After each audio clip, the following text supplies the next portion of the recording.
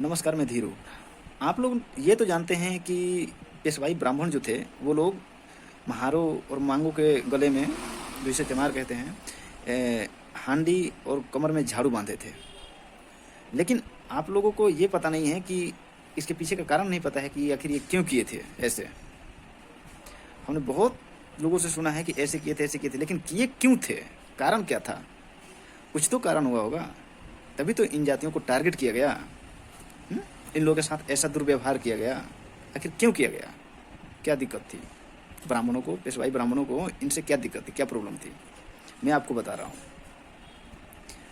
छत्रपति शिवाजी महाराज जो थे, उनके सेना में सिर्फ 3 ही कौम थी, 3 जाति थी, जिसमें से एक जो था, जो धर्म परिवर्तित मुस्लिम, जो इन लोगों के आतंक से परेशान होकर के धर्म को परिवर्तन कर मुस्लिम बन गए थे,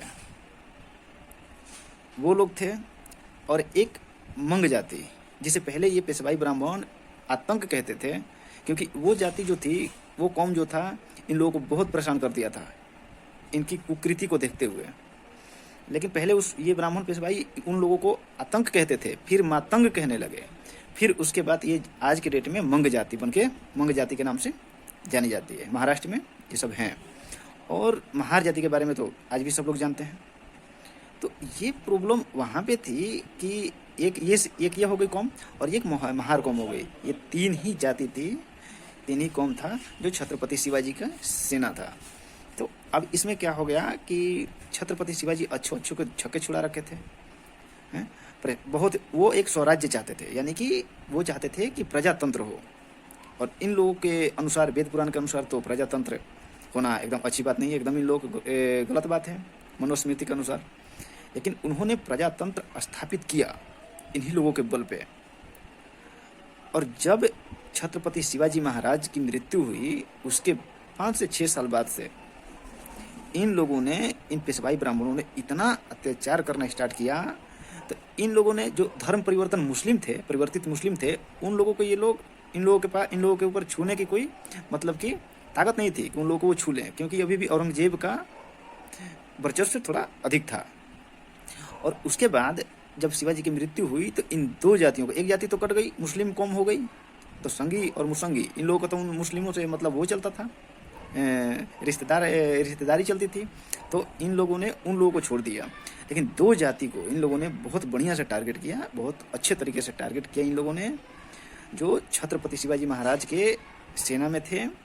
और छत्रपति शिवाजी महाराज इन लोगों को दूर दूर तक इनकी जड़ें उखाड़ दिए थे।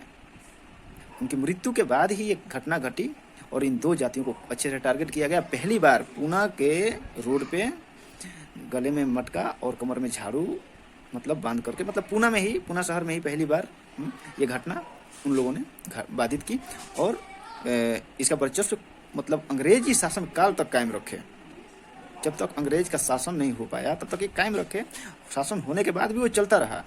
चलने के बाद उन लोगों ने, जब अंग्रेज आए यहाँ पे, तब पेशवाई ब्राह्मणों पे अपना कब्जा जमाना चाहते थे और वो लोग जमा नहीं पा रहे थे। तो इन लोगों ने क्या किया, जो ये ब्राह्मण पेशवाई अछूत बना रखे थे महार और मांग जाति को, तो इन महार जाति को उसने सेना बना करके एक, और उन लोगों के खिलाफ लड़ा दिया। अब बताओ कि जिसके पास खाने का नहीं था, पहनने का नहीं था, पानी नहीं पीने दिया जा रहा था, अंग्रेज आएगा और वो खाना पीना देगा, कपड़ा लता देगा, पहनाएगा और सेना में भर्ती भी करेगा, सेना भी बनाएगा, तो उसकी जाहिर सी बात है कि भाई मरता क्या नहीं करता।